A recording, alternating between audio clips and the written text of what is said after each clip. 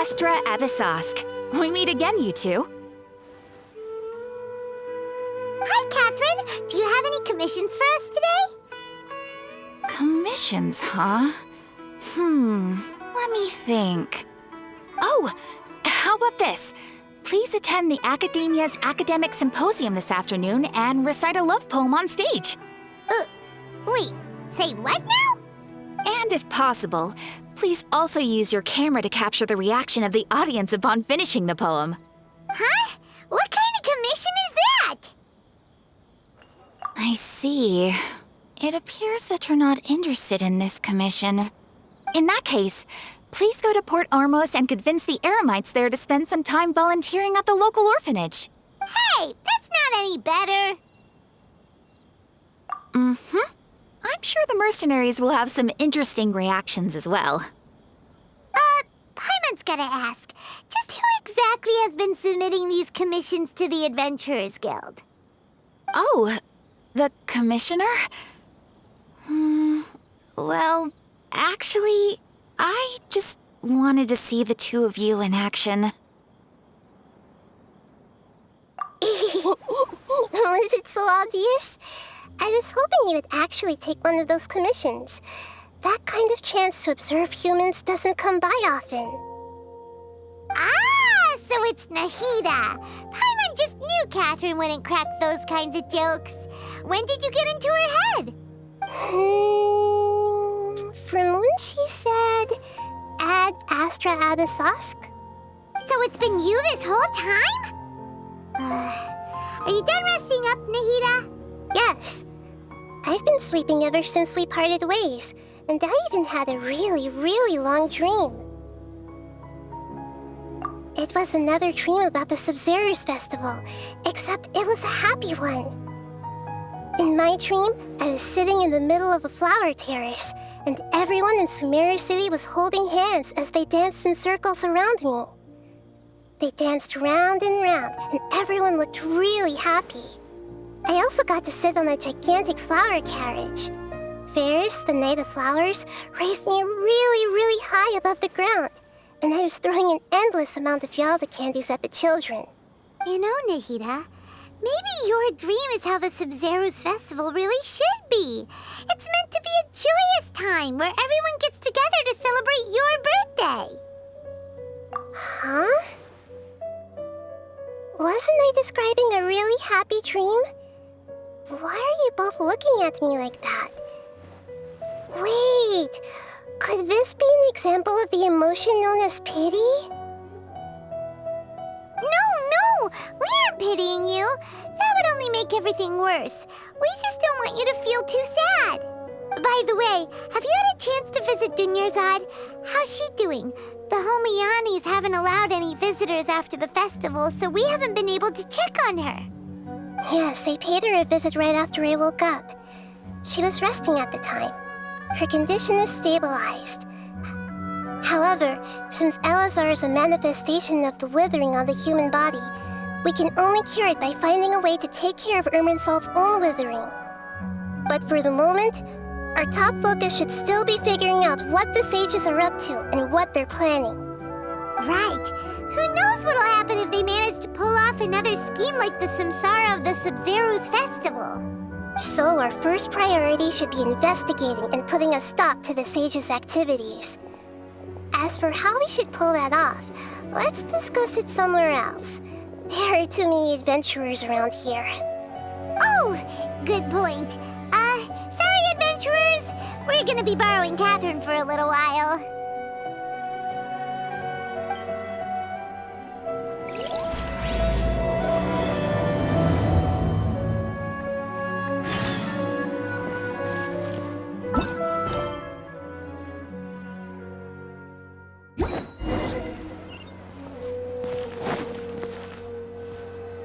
Let's continue our chat here.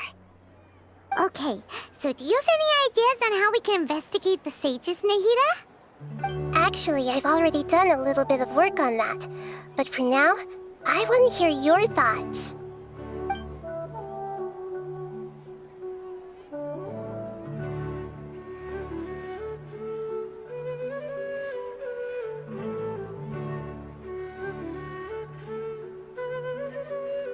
in the dark as of now.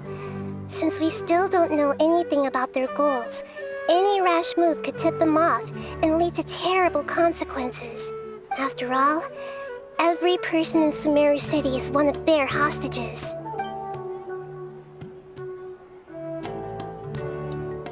No way, that's too risky. You mean it'd be too easy to get caught? No, it's not that. We shouldn't involve innocent students in this. A single mistake could completely ruin their lives. Doing that would be ignoring the safety of my people for my own selfish goals. How is that any different from what the sages are doing? That's a good point. Spoken like the god of Sumeru. I've already tried that, but all the key members of the Academia, even the core of 30 guards, intentionally avoid wearing their Akasha terminals. It seems that from the very beginning, they've been guarding against info leaks from the Akasha. Of course, it could also be because they're wary of me. Have you already caught the sage's attention? I'm guessing not yet, but distrusting me would make perfect sense if they've ever paid attention to the urban legends about me. In any case, I probably can't take over their minds directly.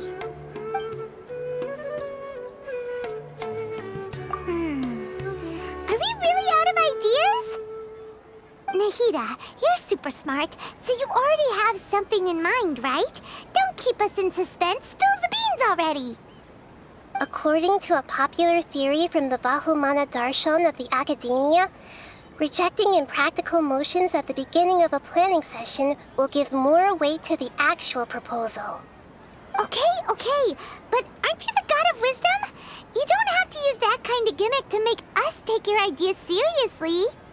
Well, I've been thinking that if I can't directly possess the leaders, and if I can't get ordinary people involved, then I should find someone who's already involved, but hasn't decided to side with the sages. You're saying we should recruit a spy? That does sound like it could work. Oh, before coming back, we met someone named Alhaitham. He seems like he acts alone, and he likes doing stuff behind the Academia's back. They probably aren't in cahoots. Actually, I already have someone in mind. Do you still remember that female scholar named Setaria? Setaria. Paimon remembers now. Isn't she the one who's always trailing behind the Grand Sage of the Academia? We ran into her basically every time the Sabzeruz festival repeated itself. You could even say we're old enemies by now. Paimon still remembers the smug and mean way she always spoke to Nilu.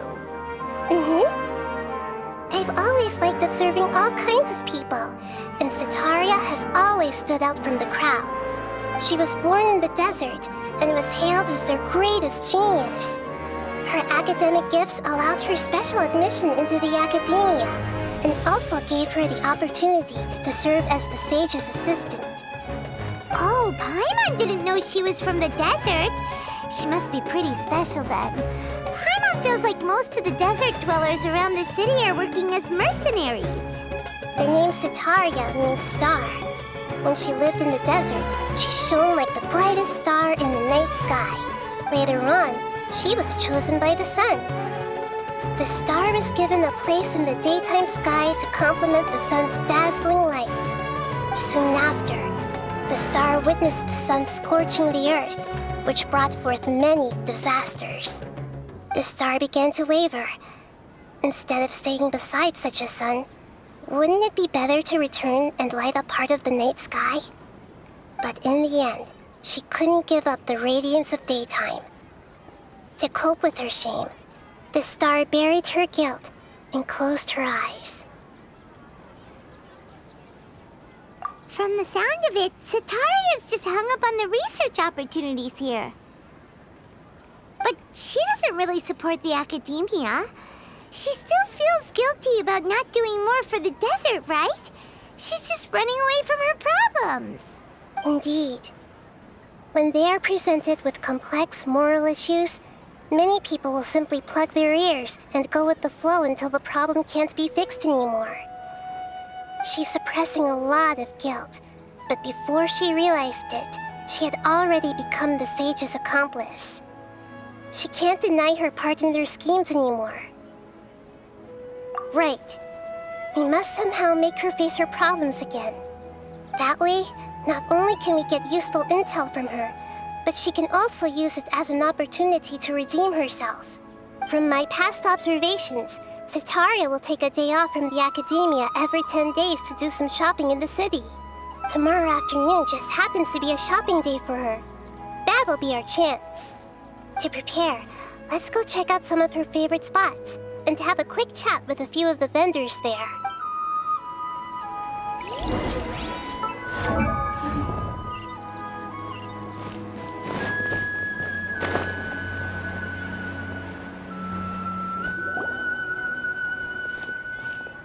This should be Setaria's favorite fortune-telling spot. So should we ask the fortune teller about Setaria? No, I already have enough information on Setaria. The most important thing now is for you to pay attention to the vendor's talking style and key characteristics. Talking style and key characteristics? My poor lost lambs. Have you become troubled over your fates? The divine voice of wisdom often echoes between mine ears. If thou be blessed today by the gods, I may be able to show you the way. Huh? Really? Nahida, you've been whispering things to her? Shh. My friend here has some doubts regarding his future. Can we get a fortune reading for him? Of course, of course. In that case...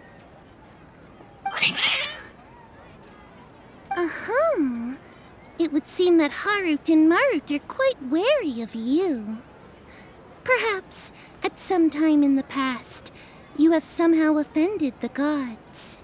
Only mocking the god of Animo, questioning the lord of Geo's financial savviness, and brawling with the god of Electro. Do those count? Oh, nothing. Go on, pick an aspect for her to divine. Love prospects? No problem at all.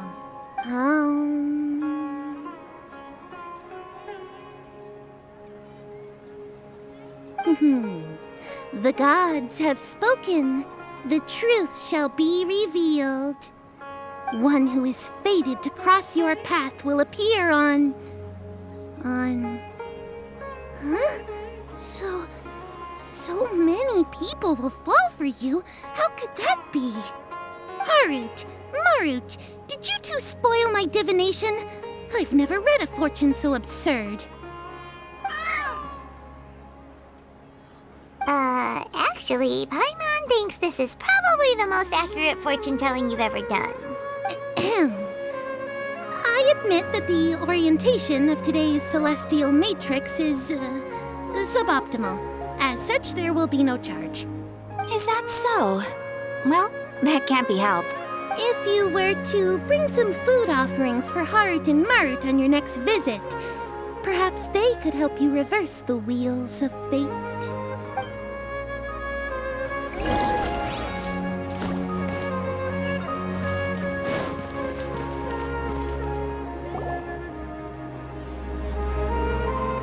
Is this another one of Setaria's favorite stalls? Yep, it belongs to a king. His father helped Setaria a lot when she first moved to Sumeru City, so she still comes by whenever she has time. When I start talking with him, listen carefully to the details of our conversation. Ah, dear customers! Would you like to look at some pottery? We caught wind of your great craftsmanship, so we specifically came to take a look. Oh, I recognize you. Aren't you Miss Catherine from the Adventurers Guild? Sounds like I'm in for some big business. Speaking of, where did you learn this trade? I suppose you could say it all started with my dad. He's a mason by trade, but I picked up an interest in clay while apprenticing for him. After that, I began making pottery by myself in secret. And I simply changed trades when my works turned out well. Although it's a pity that I'm no longer making much use of the knowledge provided to me by the Akasha. That's nice. You're making a living doing something you love. So is your father still working as a mason? Oh no, not anymore. A few years back, he fell from a roof and broke his leg. Since he had already saved enough mora over all these years, he's just enjoying the retired life in Port Ormos nowadays. I see. We wish him peace and happiness in his retirement. I'll have someone in charge of logistics at the guild come by another day for some goods. We'll leave you to it. Take care now. No problem. Rest easy, all our goods are sure to meet your every need.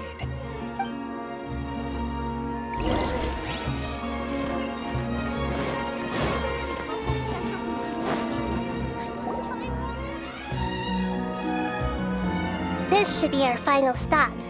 Setaria's always thinking of this restaurant when she's working at the academia, so she always comes by whenever she's out in the city. Nahida, you've really thought of everything. It's my duty to protect Sumeru's citizens, after all. Hi there. I feel like I've seen you down by the docks before. Huh? Sorry, I don't quite remember. If I recall, you were having a discussion with someone about shipbuilding at the time. Ah, that's right! I've always been really interested in feats of marine engineering. After all, I grew up in Liyue Harbor and spent my entire childhood staring at the ships going in and out of the port. I came to Sumeru to study, but failed to make it into the academia due to my lack of talent. But I'm still discussing all kinds of problems with different scholars, and I'm continuing to study and perform research from the restaurant's basement. I'm sure I'll get into the academia after their next round of exams. What an admirable spirit for learning. Amazing. Sure, but you'll find hardworking people wherever you go. So this restaurant has a basement as well? Huh. First I've heard of it. That's right. It's not usually open to patrons. Most of the time, employees use it for breaks or to hold private events. I see. Guess that makes sense. Well, good luck with your studies, Miss Chishan. Thank you so much. As long as I can make it into the academia as an official student, I'll be happy.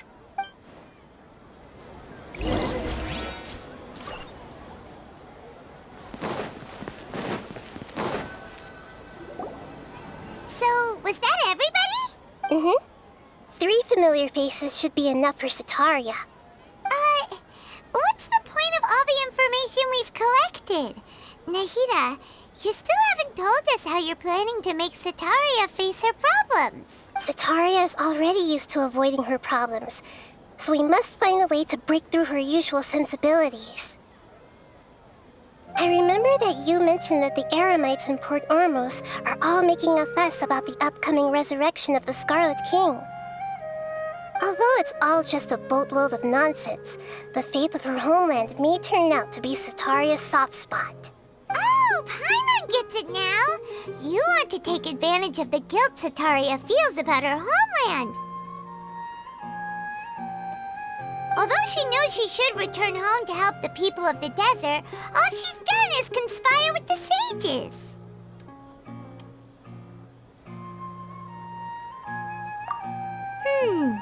So, how do we set that up? Well, the Scarlet King is long gone, and Setaria is also too smart to fall for any simple tricks. If we simply engaged her under the guise of the Scarlet King's believers, she would definitely be weary of us, and we may not get anywhere. But if we were to borrow some of her close acquaintances to talk with her, her reaction would probably be very different. So, you mean you're going to possess those people we just talked to? Yep. Possess them through the Akasha.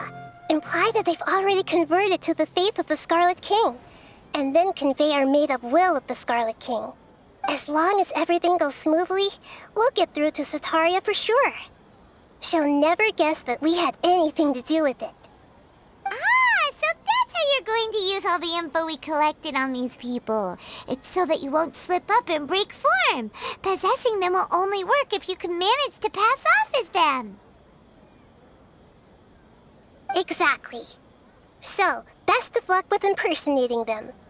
Huh? Best of luck? But we don't know how to possess anyone. That's no problem at all. I'll just share all their senses with you once I've possessed them. As long as you're also wearing an Akasha terminal, the effect will basically be as if you've possessed them yourself. Huh. That is pretty convenient. But why does he have to do this? Can't you do it yourself? Although I've been observing humans for a while, I've never been good at imitating them.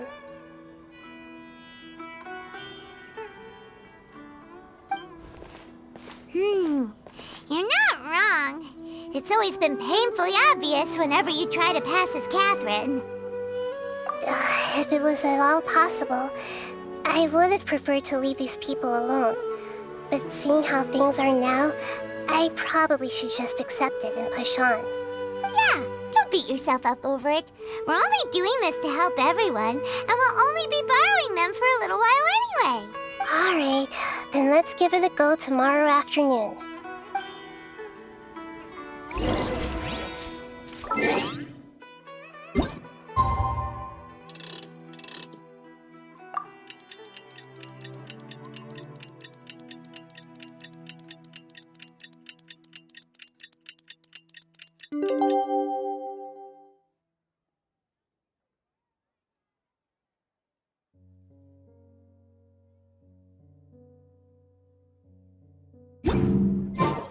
Osman.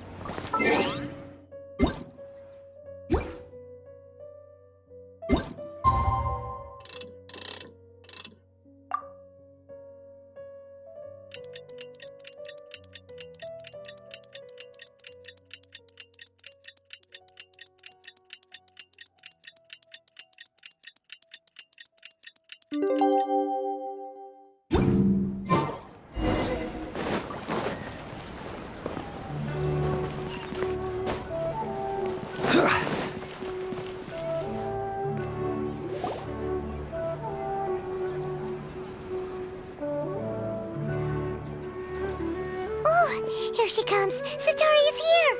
Let's quietly follow her. Once she starts talking to her acquaintances, we'll find a safe spot to begin possessing them. As for how we'll sway her to our side, I'll leave that to you. I trust you'll know what to say. Paimon's starting to feel kinda nervous. Okay, let's go. Looks like they've already started talking. Let's find a hiding spot and get started.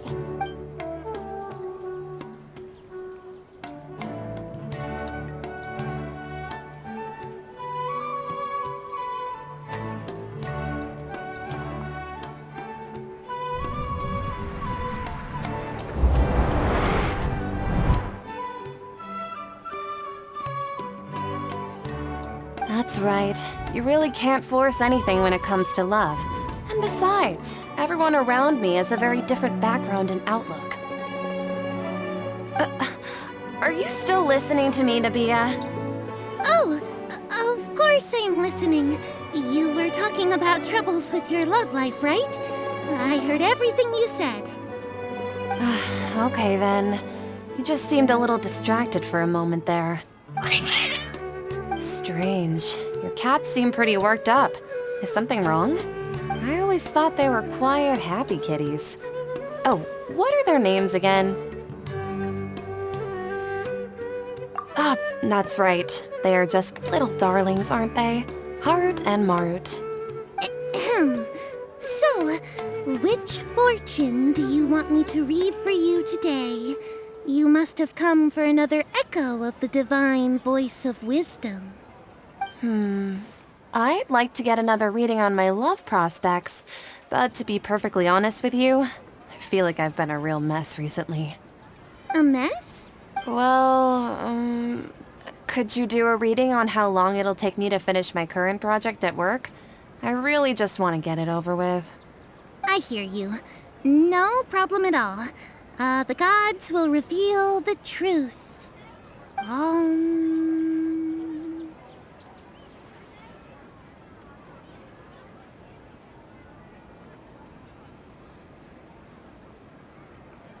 The gods are asking, Setaria, why haven't you gone home? Why haven't I gone home? Do the gods really know everything I've been thinking about? Setaria, why don't you just go home? It's a demand now instead of a question. The gods seem to be truly upset. I'm sorry. I know I failed the gods. Please pass on my most sincere apologies and ask for their divine forgiveness. And if I may ask, Nabia, is there a specific god who's speaking to you right now?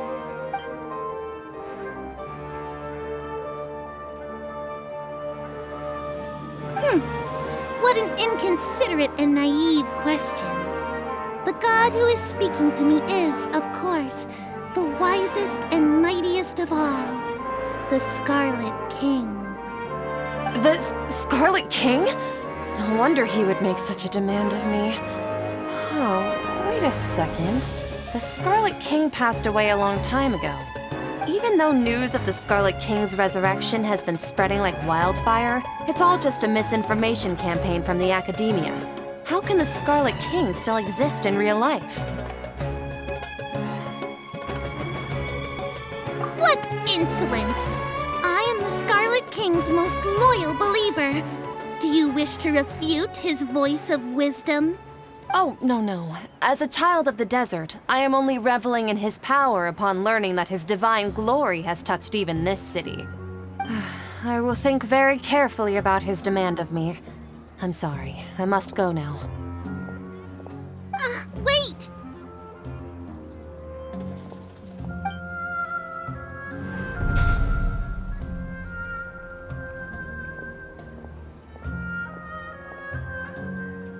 Whoa! She just ran off in a hurry. She looked pretty upset, too. Well done. Setaria didn't seem to suspect anything amiss. To have something she's been trying desperately to avoid show up out of nowhere and berate her, that must have shaken her to the core. Aw, Nahida, it seems like you understand human emotions really well after all.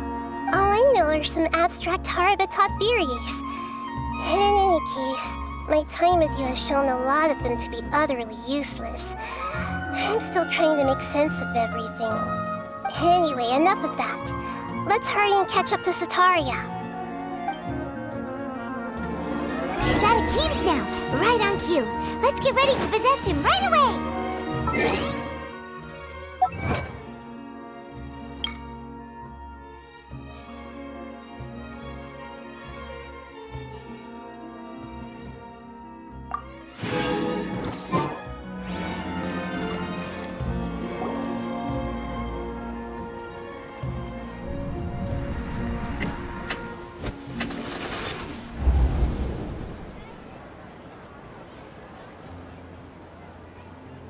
It's okay. I just got caught up in something. Oh, actually, didn't you ask me to help you look for work? What kind of work were you looking for again? Oh, right. Your old man's craft. How could I forget? Speaking of, how's he doing? Is he feeling any better?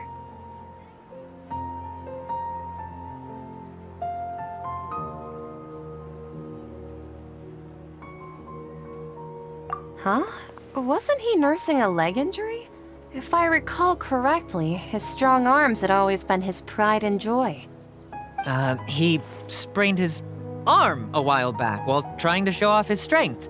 I thought you'd heard. Actually, while we're talking about him, is he still living in Port Ormos? Yeah, he's been retired there for a while. If you could find the time, please write him a letter. Please pass on that recently, faith in the Scarlet King has taken root in Port Ormos and has begun to spread across Sumeru. He has a quick temper and has always been a devout follower of the Dendro Archon. I don't want him to get into a fight with those Scarlet King believers because of a difference in beliefs. Oh? So who are you siding with in all of this? The Academia or the Scarlet King? I'm so jealous of you. You were born a child of the desert, yet you chose to betray the Scarlet King, and now you spend all your time with those crooks from the Academia. Akeem! You don't mean you've also become a believer of the Scarlet King? What's so strange about becoming a believer of the wise Scarlet King? In fact, aren't you the strange one? The one who still can't pick a side? Can't pick a side? Me? Whoa! Paimon had no idea you'd be so good at this!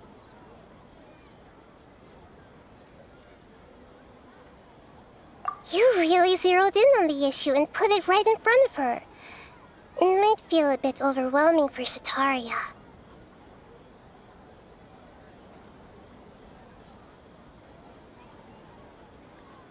But once everything is over, I'll be sure to pay her a visit to her mind and explain everything. Anyway, let's keep going.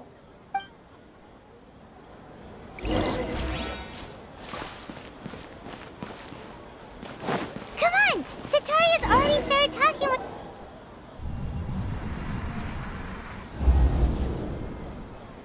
So, Shishan, have you noticed anything weird in the city lately? Like, as if someone was trying to preach to you about something?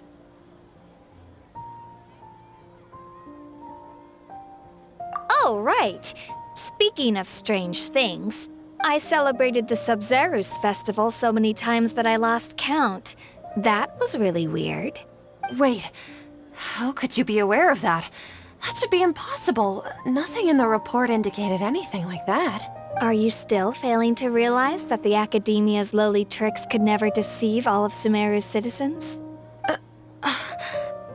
Shishan, don't tell me that you've converted to the Scarlet King as well!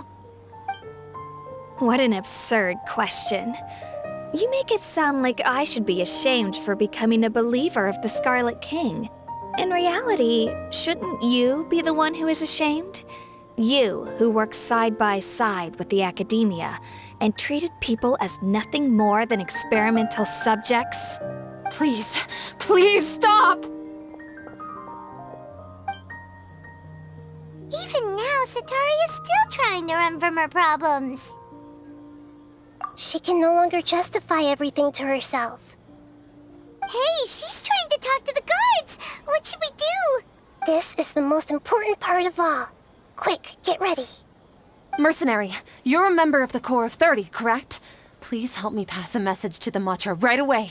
The situation in the city is getting out of control. Please, try to remain calm, miss. Tell me what's happening in the city. Heretics are infiltrating the city, and they've already converted many residents to their side. Heretics? What kind of heresy are you talking about? The Scarlet King!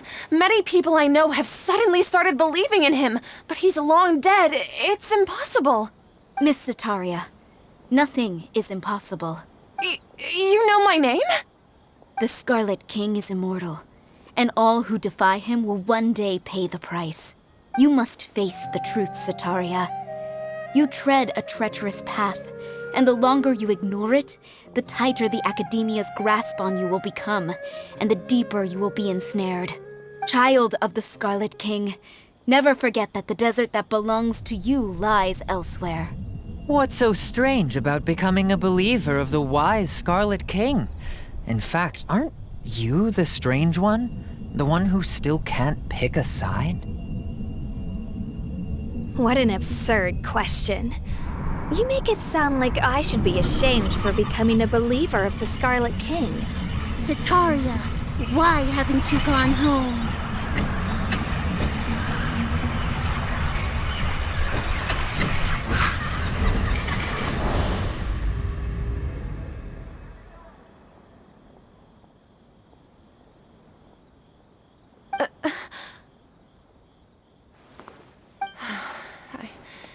It seems that no matter where I run, I only keep finding more believers of the Scarlet King. I have to say, this is a familiar feeling. I've also been running from my guilt this whole time. guilt over my part in the sage's plans, and from ignoring the letters from the children of my homeland. But no matter how much I may try to ignore or get rid of it, my guilt always comes back. You won't necessarily lose your research opportunities by facing the truth. Besides, did you really want to conduct your research while carrying such heavy feelings of guilt? How do you know me so well? Are you truly just a believer of the Scarlet King? Or are you the god himself? That's not important. The important thing is to pass judgment on the academia and its sages, and to correct their mistakes. If you could provide some assistance in this matter, perhaps it could serve as a form of atonement. I've actually never believed in the gods, but I've always believed in serendipity. Your appearance must be a fated opportunity for me to get out of this wretched situation. Please tell me, what can I do for you? How much do you know about the sage's current activities? I was just one of the designers for the massed dream harvest scheme, which is what happened around the Sabzeruz festival. But I know very little about the full scope of the overall project. I'd assume that only staff with the highest clearance would have access to those confidential documents. I've just been working to meet the Grand Sage's specified requirements. However, there's something that's been really bothering me. I heard that a scholar who was previously expelled has returned to the city, and even the sages are still quite wary of him. To fight against the academia, we will need to figure out the nature and the purpose of their work. Is there a way for us to get access to the confidential documents you mentioned? It should be possible if we're willing to take some risks. After all, I'm an assistant to the Grand Sage, and I've been working on many tasks outside of the project. One thing, though, I won't be able to transfer the documents to you through the Akasha once I get my hands on them. The sages have always closely monitored all activities within the Akasha. Let me see. Let's use the most primitive method. Send someone to pick up the documents tomorrow evening at the Academia entrance. The Academia entrance. Wouldn't that be too conspicuous? Don't worry about that. I assure you, this won't be a trap. I'm only suggesting this location because it'll draw more scrutiny for me to leave the Academia again. It'll be safest for me to distract the guards long enough to hand you the documents. All right, I trust you. So, if I were to successfully complete this task, would it mean I've atoned for my wrongdoings? That'll depend on the judgment of the Dendro Archon. The Dendro Archon. That's right. Her people are the ones we have endangered. As the god of wisdom, she's also the one responsible for judging and guiding the scholars. Maybe it's time for me to find a god to believe in. Just as Nahida predicted, we've managed to bring Sataria to our side. The Traveler's execution was ingenious.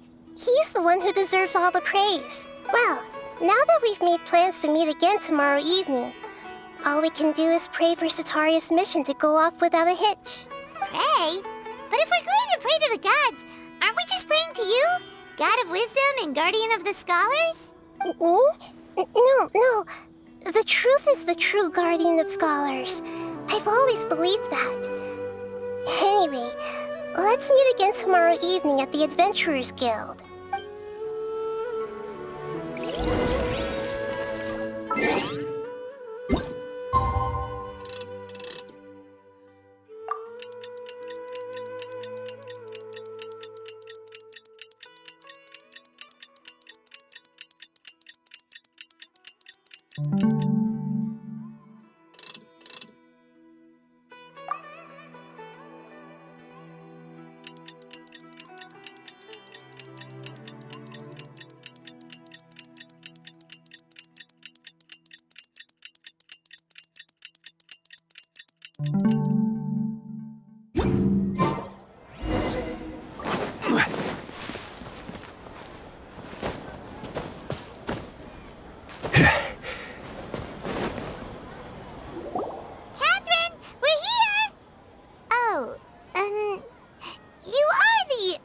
Catherine, right? That's right. I suppose I'm the other Catherine in your mind. Shh! We're on a secret mission tonight, so we need to protect Catherine's identity. Yep, Paimon's right. We cannot fully rule out the chance that the meetup tonight is just a trap. If something were to happen, my existence may be the only trump card we'll be able to play. After all, the academia should still be unable to confirm the existence of my consciousness in the outside world. Yep, exactly. Just what Paimon was thinking. Anyway, enough about that. Let's just make sure to be on our guard. Off? What do you feel is off? It's the middle of the night. Of course it's quiet. You're not getting paranoid, are you? No, I think he's right. It really is a lot quieter than usual. If you look around, there seems to be fewer people on the streets. I'm not sure if this is the case for the entire city, though. Huh. Maybe it's just a coincidence. Maybe Setaria figured out a way to not only distract the guards, but also to get everyone to go to sleep early, just so we can exchange the documents in peace. I also can't quite figure out why things feel a little off. But now that we're here, let's go ahead and meet her as we planned. Well, regardless, as long as you're here with us, Paimon feels a little safer.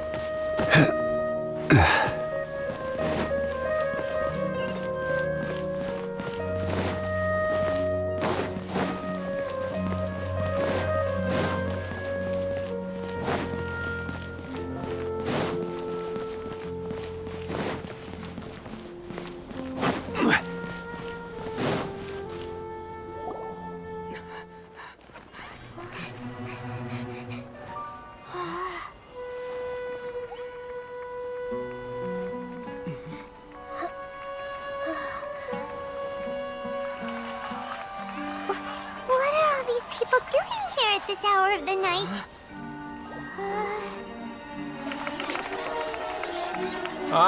The Triumphant hero returns at last. And to a rather spectacular welcome, even if I do say so myself. You're the outcast, expelled from the academia. Indeed I am.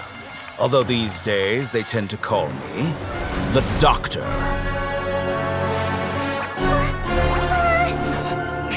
If you're looking for your researcher friend, she has already been taken into confinement. With some basic caution, she could have discovered the listening device on her person. Clearly, she lacks the degree of rigor expected of a true scholar.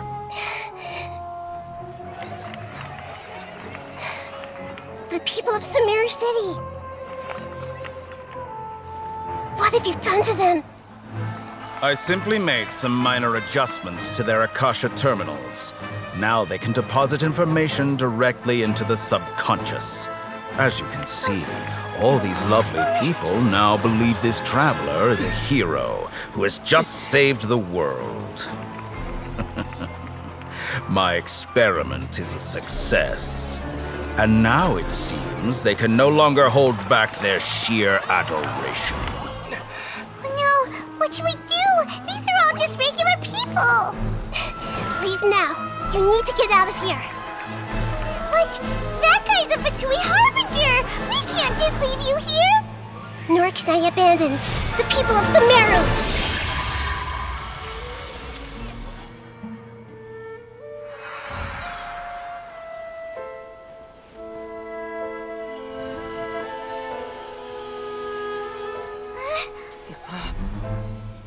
Don't worry. We'll meet again outside of the city.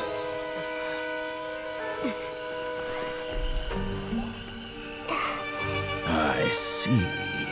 You appear to have overridden their mental faculties with your own consciousness.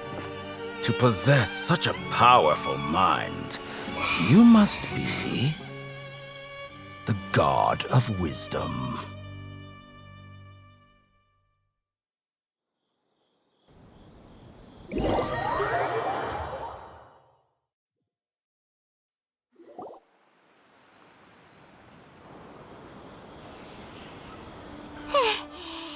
be far enough. Whew. Paimon needs to catch her breath first. Is Nahida going to be okay? We only made it out because of her. Paimon wasn't counting on running into a new Harbinger here, let alone such a high-ranking one. That guy was number 2. So scary. He called himself the Doctor. Remember, Tighnari told us about him. Sataria did say that someone who once got expelled from the Academia came back recently, and that even the sages are wary of him. Yep, sounds like she must have been talking about the Doctor. Yeah, now that the Doctor's in the picture, we're no longer just dealing with the Academia. They're in cahoots with the Fatui. But what are the Fatui after this time? Another Gnosis? Yeah, things would be a lot easier with Nahida's help. Nahida said we'll meet again outside of the city. But we can't just keep waiting around, right? You mean... Oh, right! Wasn't he invited by the sages to work on some project when we were staying with him in the Avidia Forest? That has to be the same project! Even though he turned it down at the time, he might still know something. There's no time to lose. Let's go to Gandharvaville.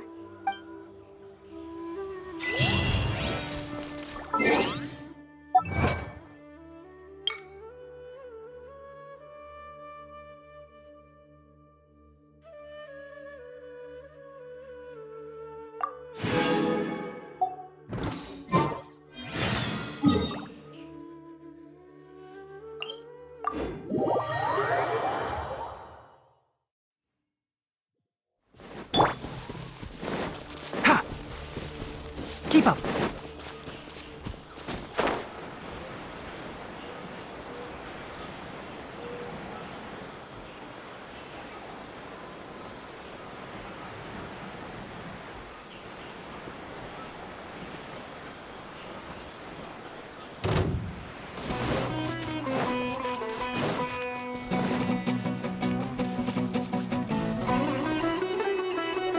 Hold it right there!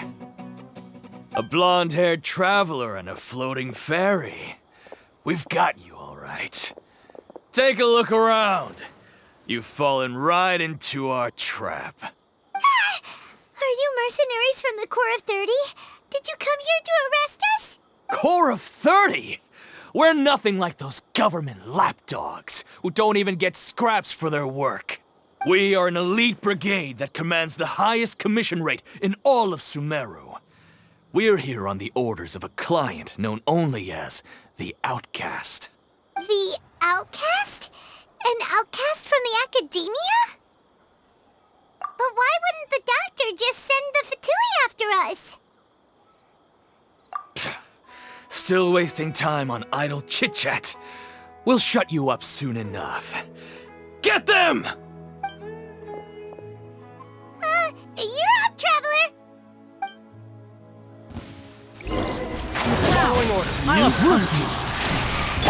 I will have order. Stabilize. Nowhere to hide.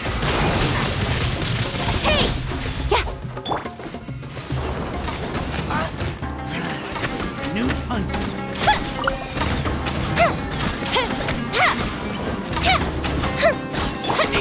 Can't see.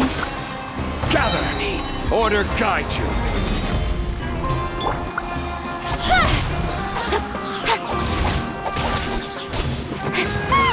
It isn't over yet! Here comes reinforcements!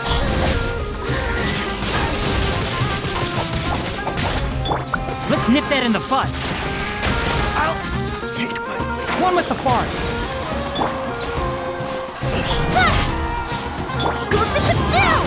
Come on, you coward. The fuse is lit! That was pretty rough. Is that what elite mercenaries are like? Yeah, looks like we'll have to keep our guards up. But this doctor guy seems like a pretty tough opponent. He knew exactly where to set up an ambush. Did he predict that we would try to find Tighnari? Going up against smart people is tough. Anyway, let's keep going.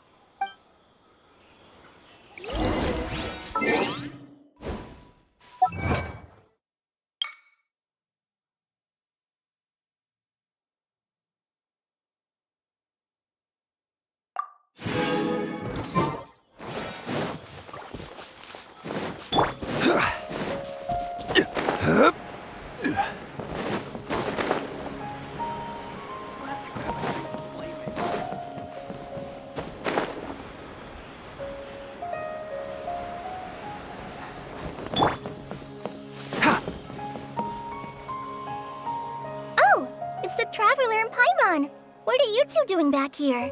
Kale, it's nice to see you again. Are you doing all right? To be honest, I'm not doing too well. My Elazar has been progressing at a faster rate lately. I'm finding it harder to complete more intricate tasks. As a result, Master Tighnari is taking me off the patrol schedule. He will only allow me to stay here and coordinate other people's tasks. Oh, Kale. Speaking of Tighnari, did he go off on patrol? We're here to talk to him. Oh, Master Tighnari? He just left the Avidia Forest a little while ago. He was headed to Party's DI. He left? What?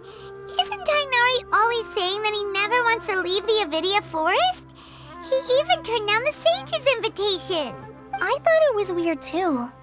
Master Tighnari always prioritizes his work as a forest watcher above everything. He almost never leaves his post. He left in a hurry this time, though. No, I only found out that he left through a message he left behind.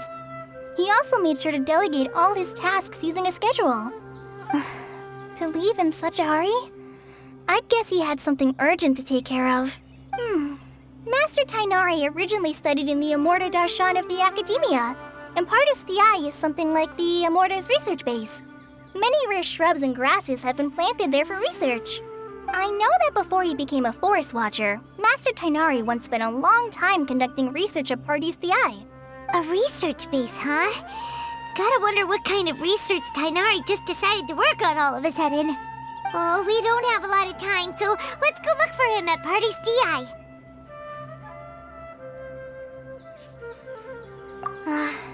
Don't worry, I'm fine. I'm used to living with Elazar by now. If you run into Master Tighnari, please send him my regards. Got it. Will do. See you later, Kale.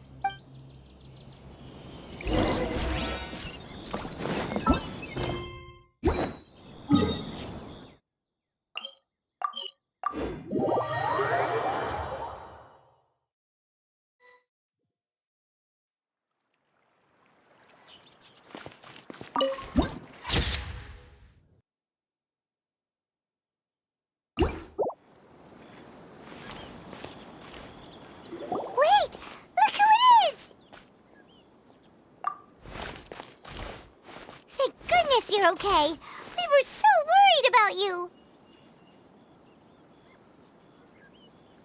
Hey, this was supposed to be a touching reunion, but you're ruining the moment. Actually, it's very smart of the Traveler to be wary of me right now. After all, the Doctor has shown that his technology can apparently even control human minds. Plus, it's not like you could have known what happened after we split up and I was facing the Doctor by myself. Even a pool of stagnant water after a torrential storm can occasionally pass as a patch of sky. Paimon feels like only the real Nahida could come up with such an obscure analogy. Huh? But I wasn't trying to win your trust or anything. All I wanted was to clarify my point. Well, we understand that point now. Please, Nahida, tell us more about what happened.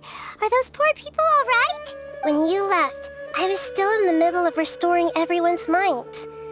Thankfully, when the Doctor mentioned depositing information into the subconscious, he didn't mean engraving information into their minds. Instead, he did something closer to creating hallucinations. That was still within my power to fix. Luckily, I managed to finish my restorations and mind jump away from him just as he was about to capture me. Whew. What a relief. The doctor sure pulled out some hidden cards, but good thing we had Nahida with us. I wouldn't be relieved just yet. I gave away my true identity when I restored everyone's minds, which means we've lost another one of our trump cards. Also, the doctor is already an expert at modifying Akasha terminals. Maybe it's only a matter of time until he captures my consciousness inside the Akasha. Would that mean you'd no longer be able to jump between minds? Then how do we stop him? He's still at the academia, so it's possible he already started messing with the Akasha. Ugh, it feels like he's toying with us. What a nasty piece of work. Plus, the doctor's combat ability alone is apparently enough to make him worthy of being number 2 of the Fatui. We shouldn't give up hope just yet. Let's try to find another way to attack this problem. Actually, Nahida, how did you know we were trying to get to Party's DI? Have you been waiting for us? Yes, I have. I can see the traveler's elemental energy, so I deduced your destination by looking at the direction you were moving in. You didn't come here for sightseeing, right? Did you find any leads? We're looking for a scholar we know. His name is Tainari, and the sages once tried to reach out to him. Why don't you come inside with us and see what we can find? Okay, let's just hope we won't get him into trouble.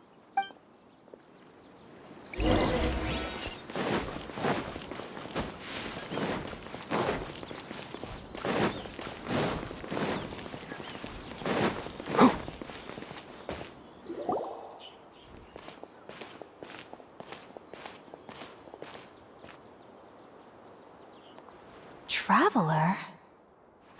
It is you! The voice! It's Hypatia! Ah, what a pleasant surprise! It's so nice to see the two of you again. Who's this? She's a scholar we met in the Avidia Forest. When we last saw each other, she was still training in the... what's it called? Satyavada life? Oh, I see. That's right, we're old friends. You've come at just the right time. Ever since I've come here, hardly anyone has even talked to me. Hypatia, you're way too excited about this. Actually, for you to leave the Avidia Forest means... you're not in training anymore? Wait, no. Did you already finish your training and reach Paripurna life? What do you think? My consciousness has already managed to make contact with the divine. You did it! Congratulations! It's so exhilarating to share this sublime joy with others at long last! When my consciousness made contact with the gods. Ah, what a supreme and unparalleled experience that was! That sounds incredible! Oh, all right. Actually, please wait. I haven't forgotten my promise to you. Remember? I promised to help you understand what you saw from Irminsul once I gained deeper insights.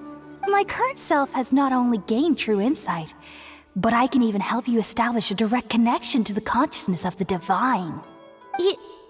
You can do that? I've never heard of anything like that, but if you want to give it a try, I'll do my best to protect your consciousness during the process. Hold on. I brought some spirit borneal with me. This is still a crucial part of the ceremony. We're using that incense again? All right now. Hold my hand. I'll help you establish a pathway to connect your consciousness. Okay. Ready?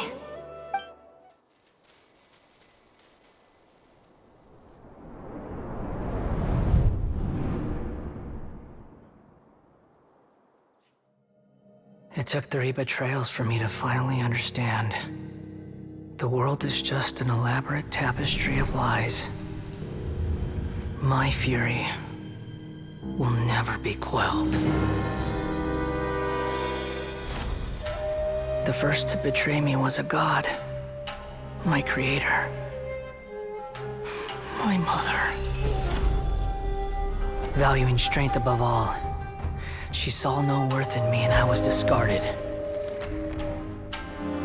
The second was a human, my family, my friend.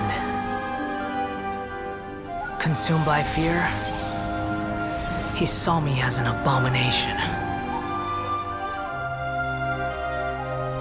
The third was one exactly like me. A hope for the future.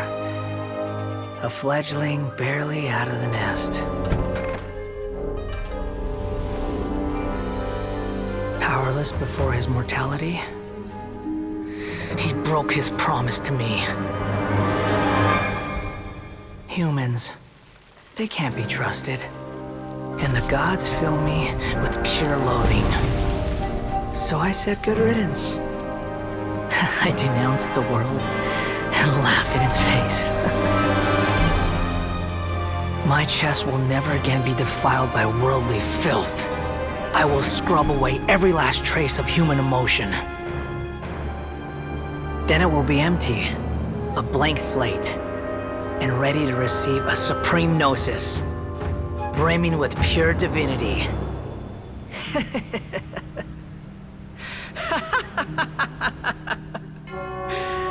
There is no need to fear. The pain will be brief. Your era is coming to an end.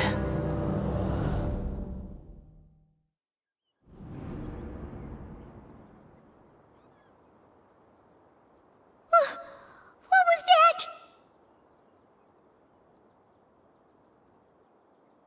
Did we actually just see the Balladier's memories?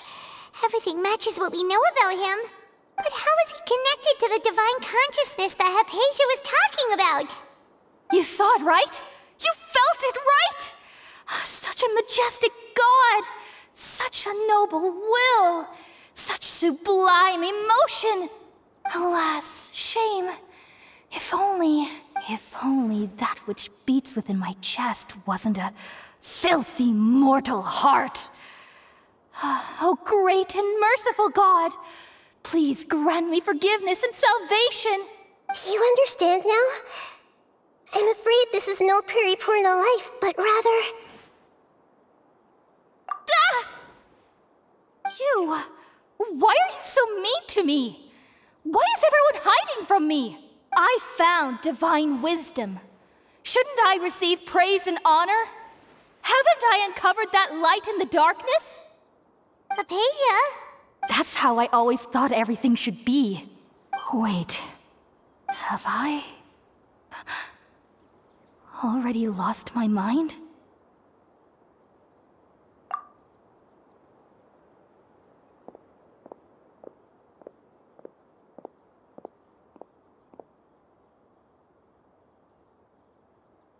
Wait, something isn't right!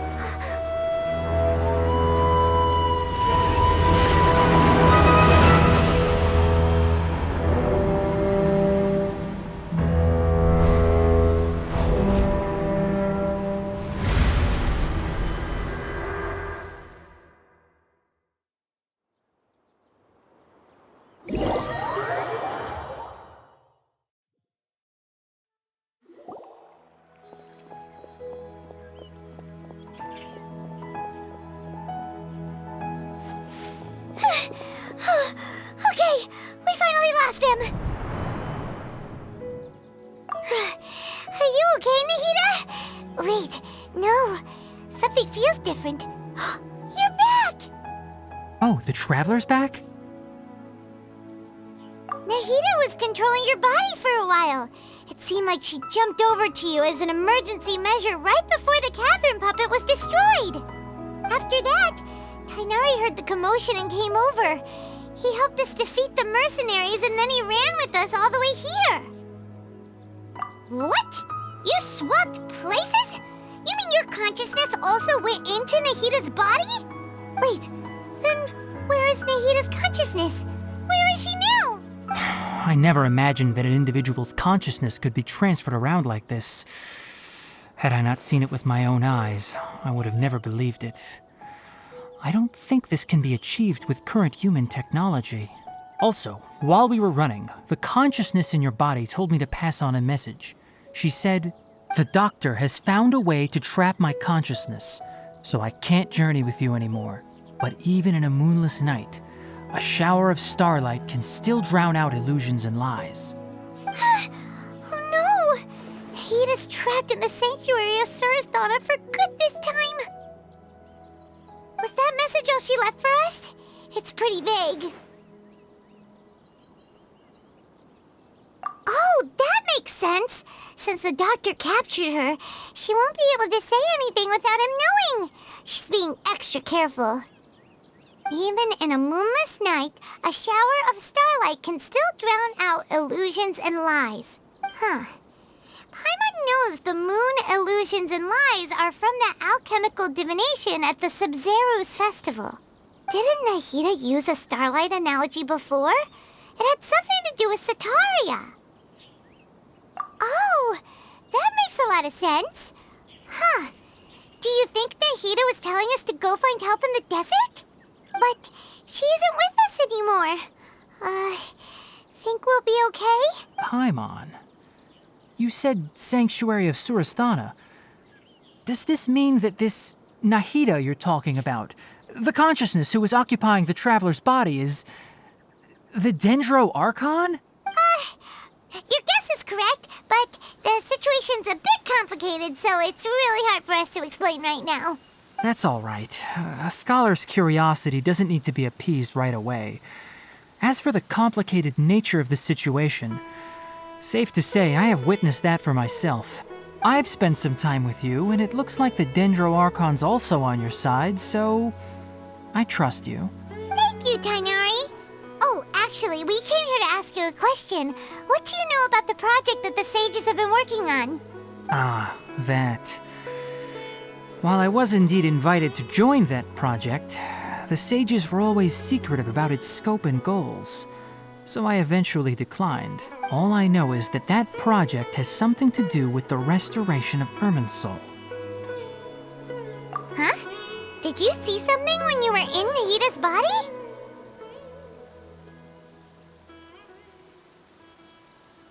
What? Do you have any evidence?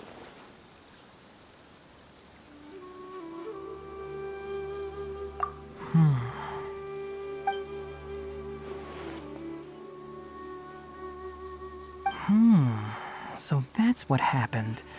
That explains why Hypatia's symptoms were different from those of the other scholars who went mad. It's because she made contact with the consciousness of a new god who is still in the process of being born. Tainari, did you leave the Avidia Forest because of Hypatia? I did. I noticed Hypatia's mental anomalies, but since her symptoms were rather atypical, I secretly took her to Pardis Dii and began searching for a way to return her to her normal self. If I didn't take action, Hypatia would have already been taken by the Matra to the desert, doomed to a life of exile at Aru village. Now that you mention it, I knew the Academia has never thought particularly highly of Lesser Lord Kusanali, but I still didn't expect them to do something as arrogant as creating a new god. Looks like I made the right decision by not accepting their invitation. The Doctor and the Balladeer. We have 2 Fatui Harbingers in Sumeru. Sounds like we're in for a bad time. From your description, I don't think they've completed their project. There may still be room for us to intervene. But then, what is the connection between creating a new god and restoring Irminsul? Yeah, it feels like we're still nowhere close to figuring out the sage's goals. Right, we've pretty much gone over everything we need to know, so we should head out. How about you, Tighnari? What are you going to do? I'll stay here for now. I still want to try a few more things to help Hypatia. If you're planning to go into the desert, start by heading for Caravan Rabat. That'll be your fastest route. Come find me here if there's anything else I can do to help. Thanks, Tighnari. Hopefully Hypatia will feel better soon. We're off then.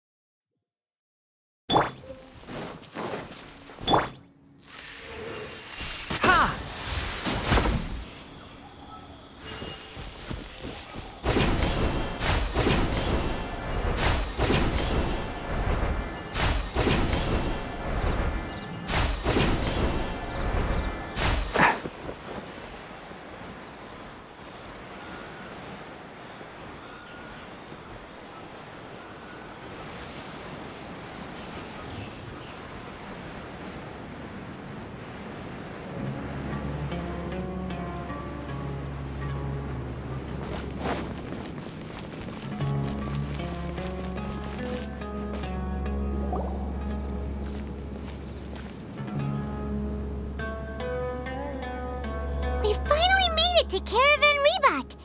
It's pretty lively here. So, just past this wall is the desert, huh?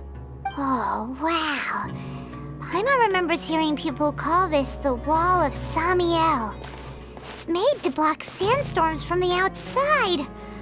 Oh, if it's this tall, it's gotta be the divine work of Greater Lord Rukkhadevata, right?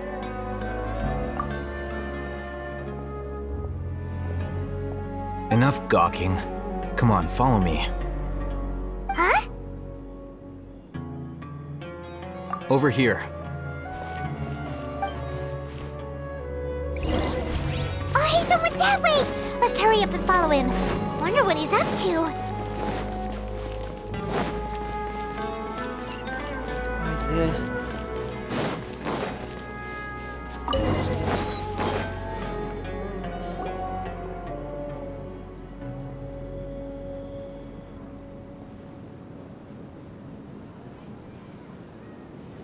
What the... Where did he go? How did we lose him? They were just here a second ago. More Eremite mercenaries? Who are they working for this time? Anyway, Traveler, it seems like we were being followed again. You were too careless. You should have noticed those hopeless amateurs trailing you a long time ago. There's no need to thank me. I've never cared to keep track of personal favors. All I did was correct a mistake I happened to come across. It's a habit I developed at the academia. You really gave Paimon a scare, Al-Hatham. We never thought we'd run into you here. Last time we met at Port Ormos, didn't you say you were going back to the academia? Wait, don't tell Paimon that you're here to take us back on their orders! Oh, so you've already landed yourselves on the academia's hit list. I can't say that I didn't expect it. However, had I wished to turn you over to the academia, don't you think you'd already be the Eremites' honored guests by now? Oh, right. You do have a point. I have no interest in running errands for that project. As a scholar, I've always belonged to the camp that promotes researcher autonomy. And these days, you're more fascinating than anything the sages can offer. Not quite. To tell you the truth, I'm still investigating the Divine Knowledge Capsule. Unfortunately, I've run into some difficulties. Everyone says the capsule originated in the desert and was eventually moved to Port Ormos. If I am to get to the bottom of this, I must understand how the capsule first came to be. Which brings me back to you, and why you're so interesting. The leader of Ain al-Ahmar used the Divine Knowledge Capsule right in front of you, and upon seeing him, your expression became perplexed, and you were lost in thought for quite some time. To have that kind of reaction, I think you must have realized something. Are you interested at all in sharing what you've been hiding from me? Al-Haytham, you really have a ridiculous eye for detail. What kind of person even notices or remembers stuff like that? So that's your answer. Well, I do work for the Academia after all. So considering that, it is indeed wise to keep your cards close to your chest. But that does prove you do have some undisclosed information about the Divine Knowledge Capsule. Am I right? No matter. Rather than simply learning the answers from you, I'd still prefer to investigate on my own. Speaking of, you two are also headed to the desert? That's right! We have the same plan as you!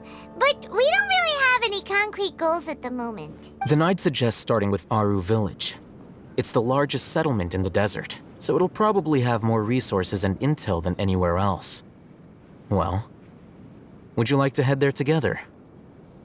It's always better to travel with someone you know. Let's go!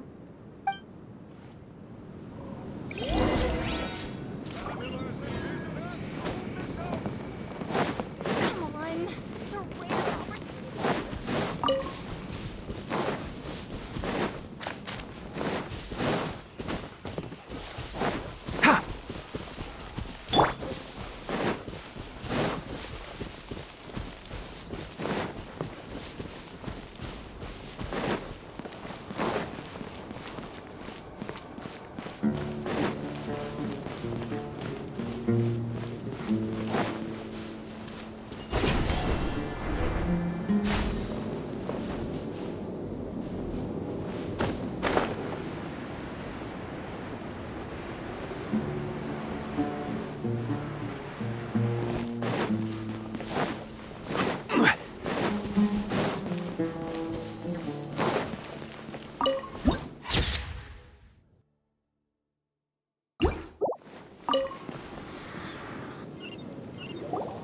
Before us lies Aru Village, the safe haven of the desert folk.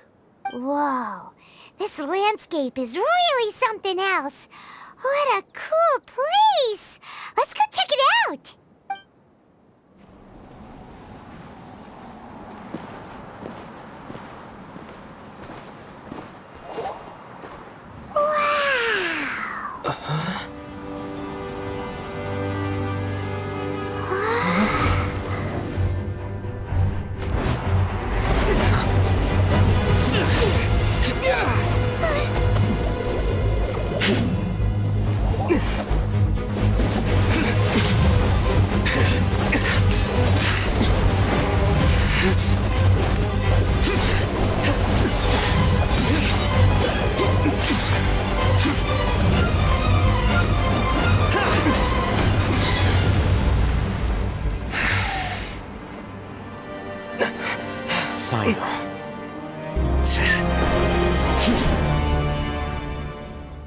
Unless my memory fails me, we have barely spoken 2 words to each other before now at the Academia. Would you care to enlighten me as to when and how I invited the General Mahamatra's wrath? Oh, Haytham. Do not think you can escape my judgment just because you managed to escape my attack. Judgment? So that's how you'd characterize your actions here, is it? Or would elimination perhaps be a more accurate description? Had I used my full strength, not even this traveler would have been able to stop me. Though styled like an assassination, I sought only to ensure that my target would be unable to flee or resist. Standard practice for the Matra, as well you know. Seemed to me more like your own personal touch. Who is that, Al-Haytham? Did you call him General Mahamatra? Yes. General Mahamatra Sino, head of all the Matra at the Academia. He's a formidable hunter, and the ultimate nightmare for any who have committed academic crimes. You seem to have placed a lot of trust in Al-Haytham, to the point of blocking an attack for him. If I were you, I'd never choose to side with him. I wouldn't believe a single word that comes out of his mouth. I have been pursuing this scribe for a long time. I urge you, stand back and do not seek to defend him any longer. Otherwise, there will be consequences. Has Al-Haytham done something wrong? Paimon doesn't think he's as bad as you've made him out to be. I won't waste my breath explaining things. Al-Haytham, I saw it during our fight. Take it out. The divine knowledge capsule you're hiding on your person. Unless you want me to retrieve it for myself. Very perceptive of you. Nothing escapes a Matra's senses.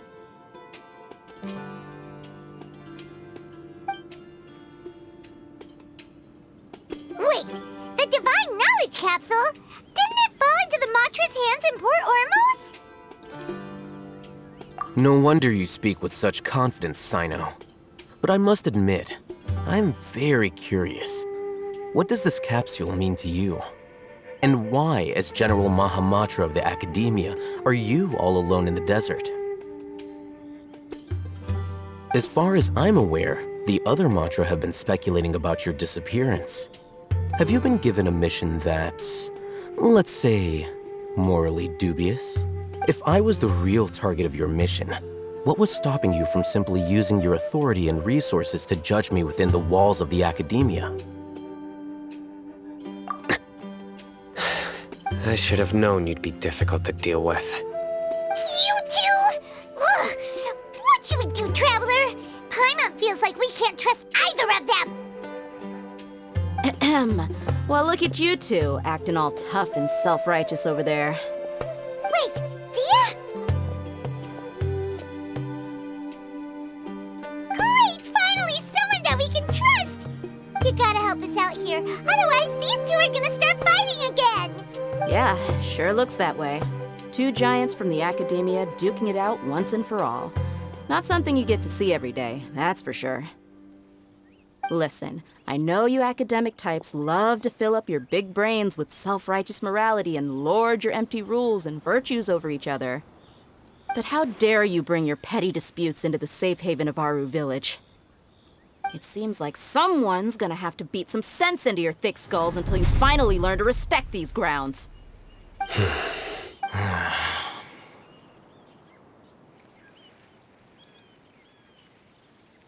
Hey, did either of you hear a word I just said? Whoa, what's going on? The wind's so strong! Is this a sandstorm? Paimon's gonna get blown away! Another sandstorm? What's up with these recently? Hey! All of you, over here, quickly! We have to take cover! Someone's calling for us! Oh, this wind is too strong! Let's get over there! That sounded like Candace. Come on, you two. Jeez, are all of you Academia folks such hard work? Move it! All right, stop yelling.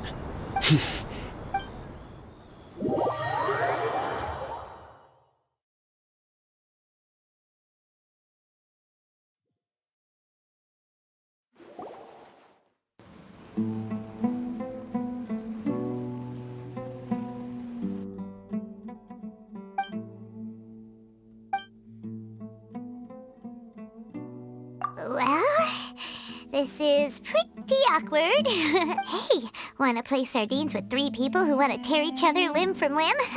Sure, why not? Sounds fun. The air is so thick and heavy. Paimon can hardly keep floating anymore. My sincere apologies, everyone. This is the home of our village chief. I will have to ask you to make do with this small room until the sandstorm dies down. Please, let me introduce myself. I am Candace, protector of Aru Village. Our savior has come at last! Nice to meet you, Candace. The name's Paimon. Thank you so much for helping us. There's no need to thank me. It's only right to help each other when the weather gets rough. Wow, she's so gentle and caring, like a nice older sister. Unlike those guys over there. All right. Now that we're all better acquainted, we should return to the topic at hand. As a guardian charged with the responsibility to protect my fellow villagers from harm, I was observing your conflict from afar, even before the sandstorm started. And now that you have set foot within our village itself, it is all the more my responsibility to make absolutely sure that you pose no threat whatsoever to us. So please, have an honest and sincere conversation with one another and put your hostile feelings to rest.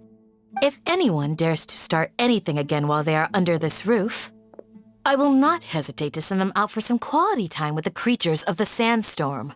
Oh, on second thought, Paimon may have misjudged Candace's character. And that goes for you too, Miss Dia. Do I make myself clear? All right, we got it, Candace. That's what I like to hear.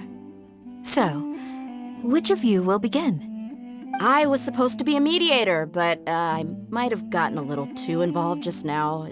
Anyway, one of those two should probably start talking. Wait, that was you trying to be a mediator? I have nothing to hide, so there's no shame in explaining myself. While Al-Haytham wasn't wrong about the other Matra not knowing my whereabouts, it's not because I've been assigned a morally dubious mission. Rather, I've chosen to exile myself. Huh? Exile yourself? A little while ago, I discovered that there was data missing in the Academia's project planning and development files. What little they did report clearly did not match the project's actual progress.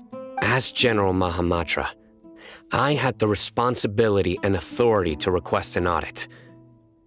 However, to my surprise, the person responsible for the erroneous data was none other than Grand Sage Azar himself.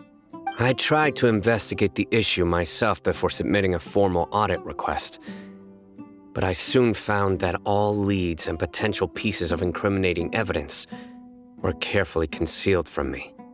I began to realize that they were cautious of me from the very beginning. Unsurprisingly, the Grand Sage rejected my audit request as soon as the submission reached his desk. He even said to me, "The power of the General Mahamatra is granted by the sages. You have no right to judge us." So they really are up to no good. I realized then that to the Grand Sage, the Matra are nothing more than tools for the sages to assert and maintain their control over knowledge. The vows that we took, the principles that we strive to uphold, they are meaningless to the academia of today. I believed it would be wise to flee the academia before the sages had a chance to take action against me. This way, they can no longer see nor predict my actions. I will never give up on this investigation. There's no need for someone else to give me power or authority. Once I find the truth, I will administer judgment by my own name. Sino seems to have the same goal as us. We're all investigating the sages. Plus, now that he's no longer the General Mahamatra, he somehow feels a lot less scary. Well, Sino, if that's your story, then why did you see Al-Haytham as a target? When I was investigating the matter in the academia, I overheard a conversation between Al-Haytham and a sage. The sages asked you to investigate a blonde-haired traveler. Do you dispute this, Al-Haytham? What? Like many parts of the project, this assignment was undocumented. Now throw in your suspicious behavior with the Divine Knowledge Capsule, and I think we deserve an explanation. Yes. I was indeed tasked with investigating the Traveler. Al-Haytham! After all, the promised reward was so great that hardly any scholar could have refused. The sage told me, once you've completed this assignment, I can give you a glimpse of divine knowledge. A most enticing offer. Unfortunately, those academics don't know me at all. Their words contained one key piece of information, namely that divine knowledge indeed exists. That gave me all I needed to know. From my perspective, the sages are far from trustworthy. Think about it. Isn't it a little strange they're so willing to share divine knowledge with anyone, even as a reward? So, I began my own investigation following the lead of the divine knowledge capsule. In the end, I realized my wisdom in committing to this rather than collaborating with the sages. Had I been less guarded, I probably would have ended up like that Ain al-Ahmar mercenary, incapable of remaining sane for long enough to hold a conversation. You mean that the sages originally planned to dispose of you, using one of those capsules that drive people insane? I'd already given up on the assignment by then. I only told the Academia I was waiting in Port Ormos for you to appear so they wouldn't suspect anything. So it came as quite a surprise when I encountered my erstwhile target while investigating the divine knowledge capsule. Criminals do love to talk about coincidences. Even though I ran into the Traveler by chance, I had no intention of providing assistance to the Academia. Also, you should remember, you were the ones who decided to follow me and strike up a conversation after I left that tavern. That's true. Al-Haytham helped us out at Caravan Rebat as well. Maybe he's telling the truth. I'm willing to apologize if that's worth anything to you. I took the divine knowledge capsule behind your back because I judged its existence to be a significant risk. I felt that it would be best for no one to interact with it before it had been properly studied. After all, curiosity often proves to be the most dangerous thing in this land.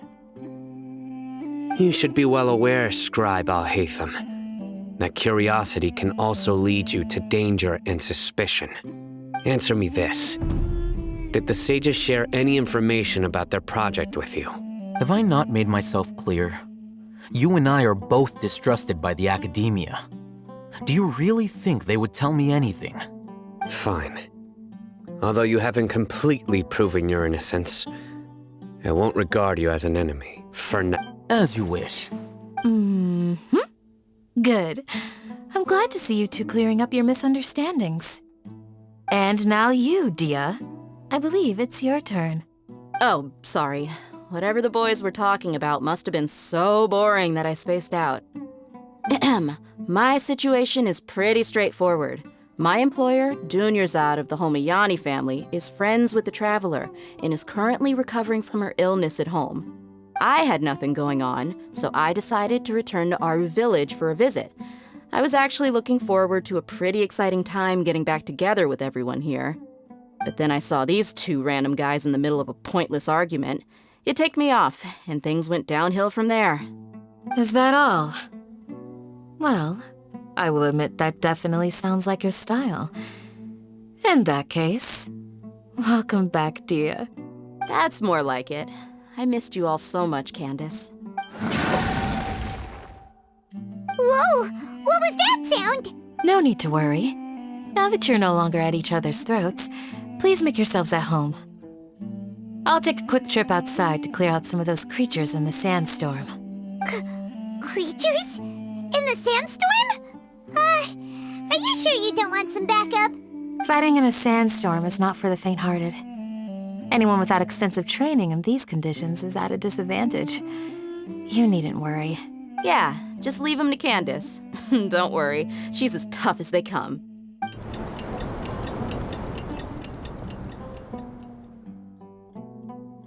The wind's died down. That means the sandstorm's over, right? Candace still isn't back yet, though. Is she alright?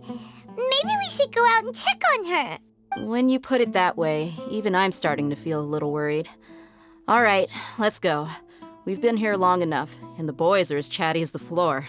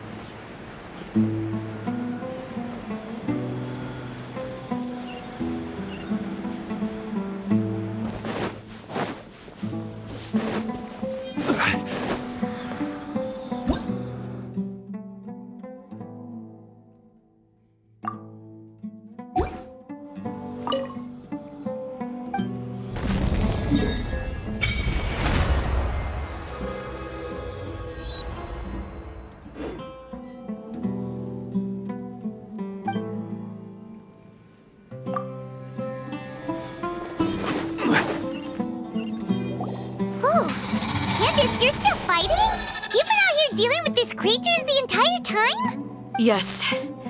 They just keep coming in waves. I've lost count of how many I've defeated. Before I realized it, even the sandstorm had stopped. Ah! Here comes another wave! Leave this round to us. I got interrupted earlier, but now I have something to take my anger out on. It's been quite a while since I've seen the Flame Mane in action. I'll leave these to you then. I'll be sure to put on a good show. Let's go! This is order. Solidify! Can't see?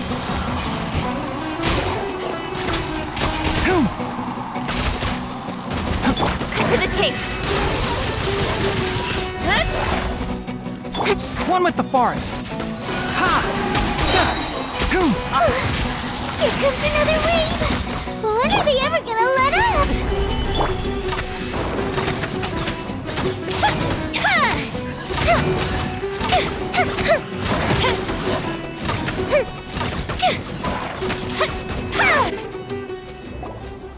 The creature stopped appearing. Was that the last of them? What we fought just now was probably the aftermath of the sandstorm. So we should be safe for the time being. Well fought, everyone. No injuries, I hope. Huh? Who are you? Ah, my apologies. I haven't had a chance to greet you yet. I had my hands full taking care of the village's elderly and children. I am the chief of Aru village. Everyone usually calls me Uncle Anpu. Sir, I am also originally from the desert, but I have not been back for some time now. May I ask if such sandstorms are common?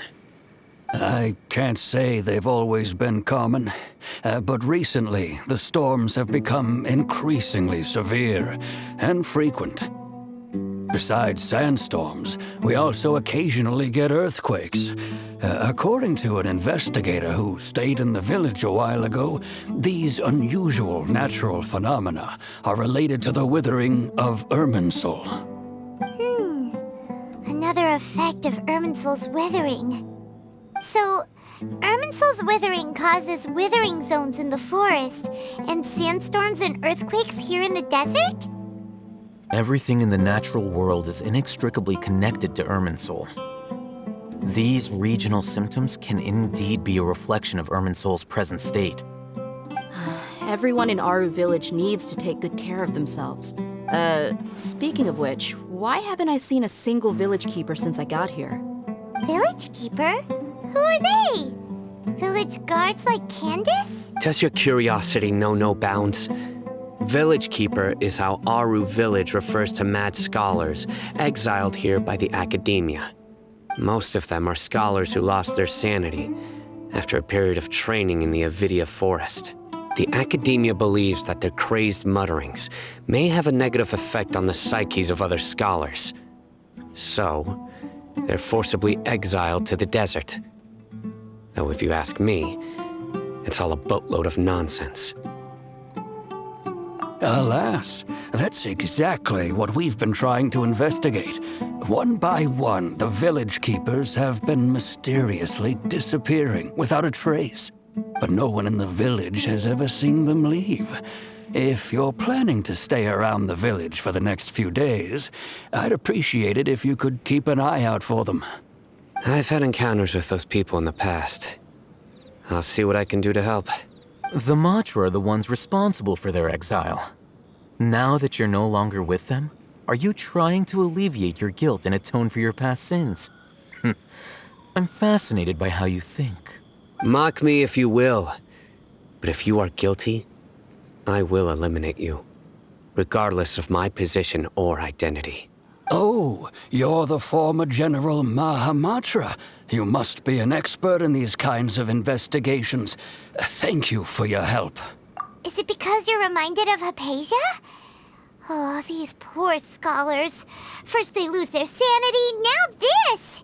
We need to help get them back home, safe and sound. But, is it really a good idea to tag along with Sino? You seem like you really don't trust him. I'll be grateful for the assistance. No doubt you will do a better job than some of my former subordinates. Let's start by finding a spot to share what we know so far.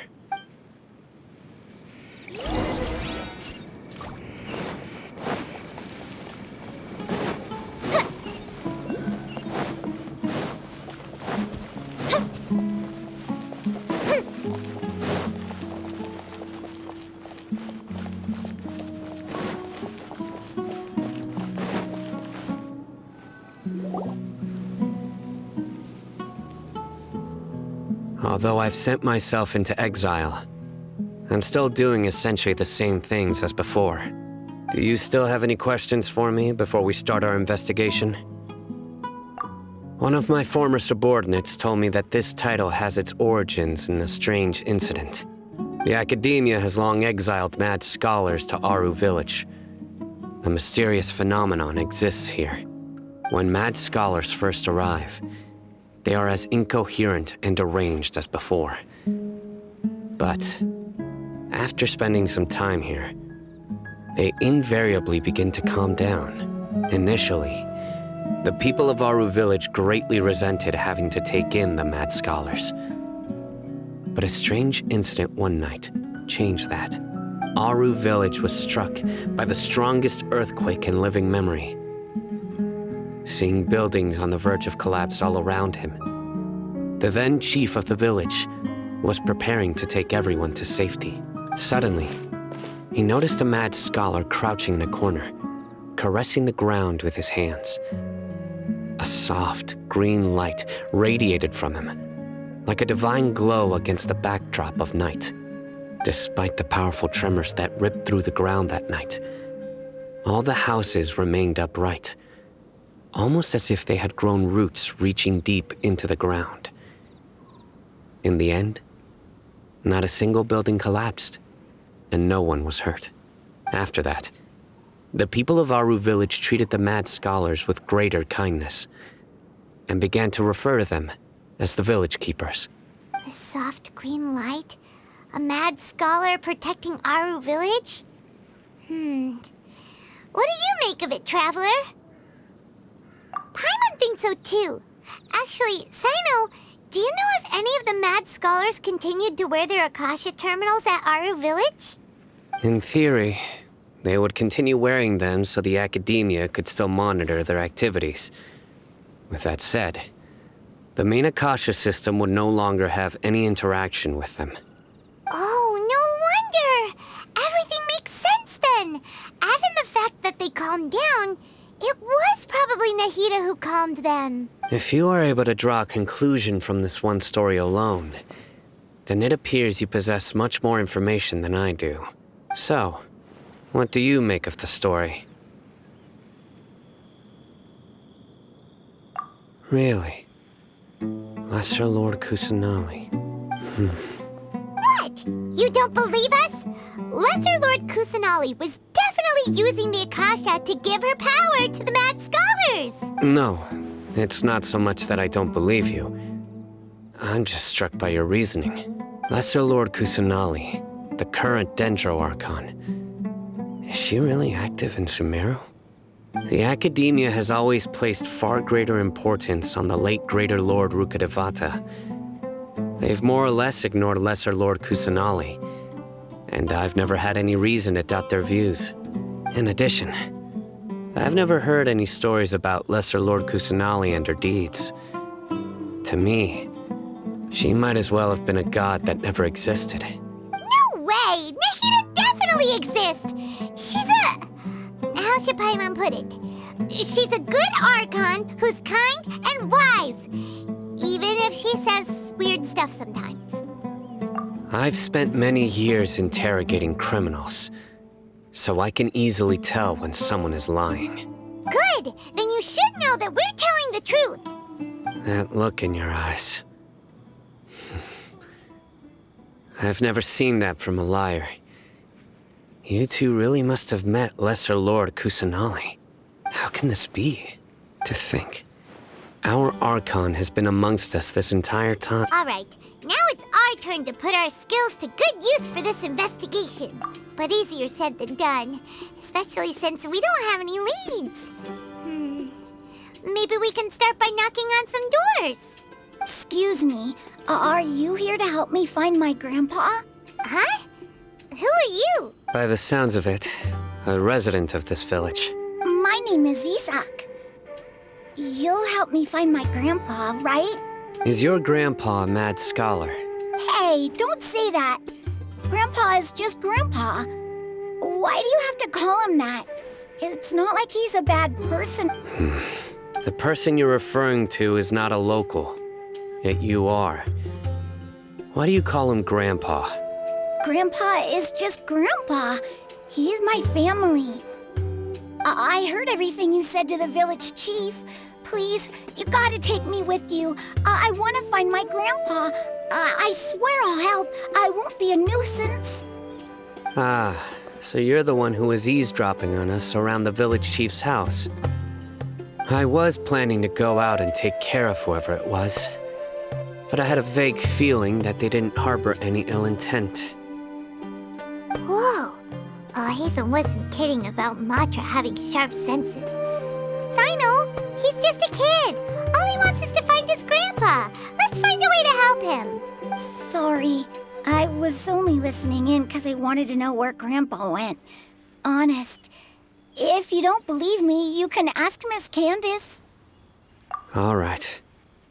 But first, let's confirm the facts with Candace.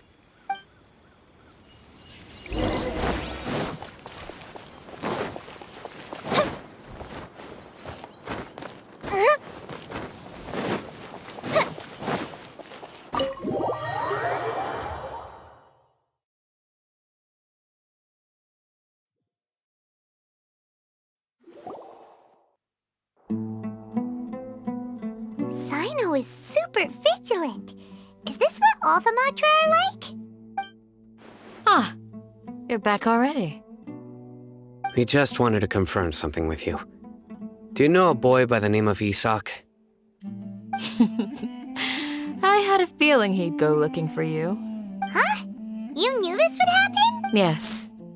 Although he tried his best to stay hidden, I still noticed him eavesdropping outside the window. He really wants to get his grandfather back. Isak's parents were both Eremite mercenaries who rarely returned to the village after finding employment in the city. He was raised by his grandfather. Unfortunately, it was only a few years before his grandpa passed away.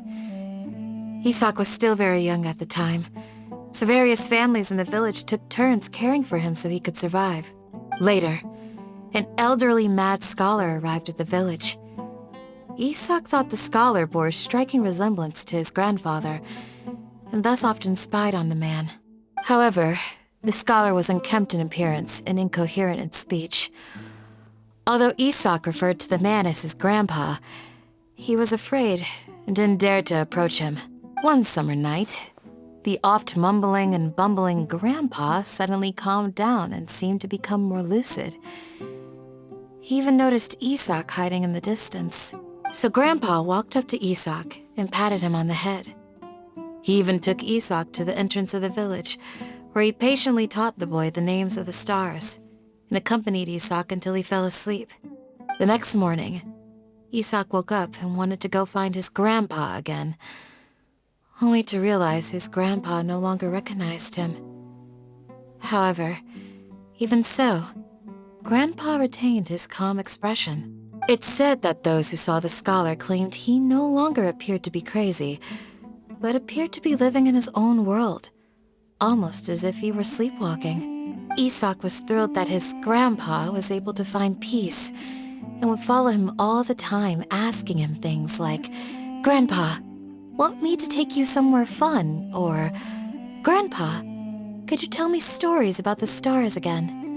All this somehow just makes Paimon feel really sad. It seems like they both deserve so much better. Perhaps. Nearly everyone who lives in the desert has some form of hardship or regret. But even so, we must still continue on with our lives. It's also my reason for fighting. I must continue to protect this land.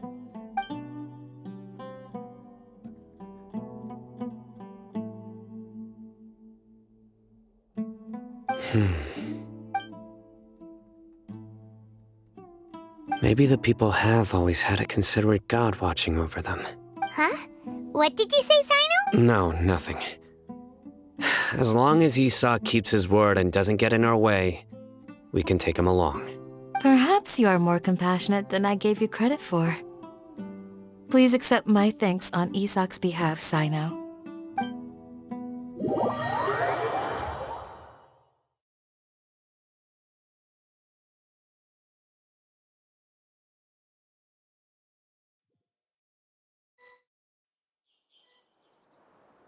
Hey, Isak!